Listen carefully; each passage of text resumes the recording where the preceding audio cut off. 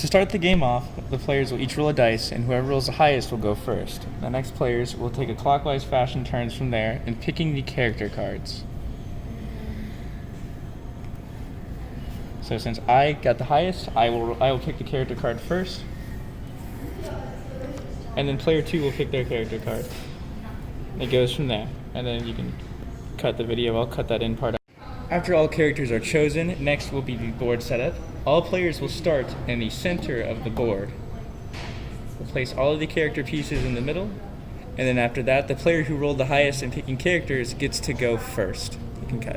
After the board is set up, each player will take 6 cards out of the deck, and that will be their starting hand. During their turn, players can move rolling a 6-sided die. They can move in either direction, but once they start moving in one direction, they have to continue in that direction until they reach the certain amount of spaces that they've rolled. During the game, there are various places that the players can stop at, even though they have a higher score on the die for movement.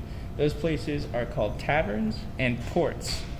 This allows players to stop and either do player versus environment game mechanics or player versus player game mechanics, and these allow them to move to the edge and the inside of the map.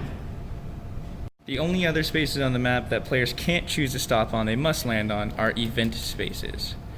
These will pull up a menu of 6 different random events to choose from. The players will roll a dice, and that will decide the event that they get, and then they must carry that event out. During a player's turn, if they decide to stop on a tavern and perform at it, they will draw a card from the audience deck. Now, the audience cards have a lot of good information on them. It'll tell you what type of music you have to play to get a better score. It'll also tell you what score you have to get. During the game, you'll hit into plenty of cards on. During the game, you will hit into various different types of cards. The 3 different types of cards we have is audience, music, and item cards. Now, the music and item cards share the same deck, but they do different things, and the audience cards are only drawn when a player lands on a tavern and chooses to perform at it. You will notice most of the cards have some of the same modifiers on them. You'll notice during the game that most of these cards have familiar variables on both sides. The finesse on the card represents the music type that works best for that card. The temperance represents the HP, or the amount of damage you'll be doing to the HP to beat the audience. In the game, there are only 3 different types of finesse. There's sacred, iron, and folk. The game works in a rock, paper, scissors-like fashion where sacred beats iron beats folk, and folk beats sacred. Now, during the audience cards, this means that if you play folk during this audience card, for example, you will be getting a +2 modifier to all of your music score. If you play sacred during that, you will be getting a subtracted score. And if you play iron during that, you will be getting a neutral score. During a player's turn, if they get enough dice on the During a player's turn, if they come across a tavern, they're allowed to choose to play at it. When a player chooses to play at the tavern, they will be drawing a tavern card after they land on it. And this card will tell them what kind of music they have to play out of their hand to beat the tavern. It'll give them a score they have to beat, a gold reward for beating it, and a higher score to score what we call an encore. When a player gets an encore, all they're going to do is draw 2 cards from the action deck and 1 new card from the audience deck, and they'll basically just play the tavern again with a different set of rules.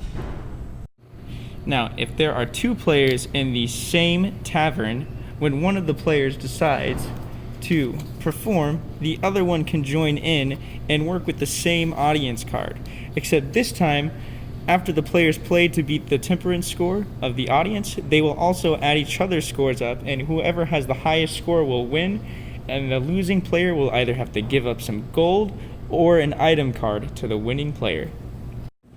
During the game, as the players go through their journey and play against taverns, when they lose some of their temperance score. When a player gets to 0 temperance score, they will be kicked off the game.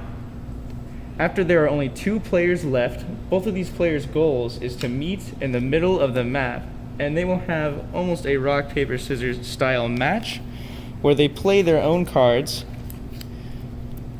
face up, and then players will use the rock, paper, scissors like fashion to get rid of each other's cards, and after that happens, whoever has the highest score remaining will win the game.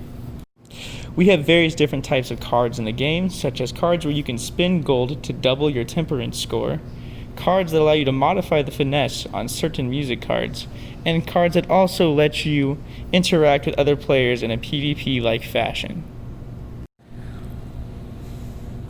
I have no idea what I'm going to say. On each player character card, each character has their own special ability, their own player versus player ability, and then their own finesse modifier that changes the gameplay in different ways. That's our board game Lutes and Lyres. Thank you for watching.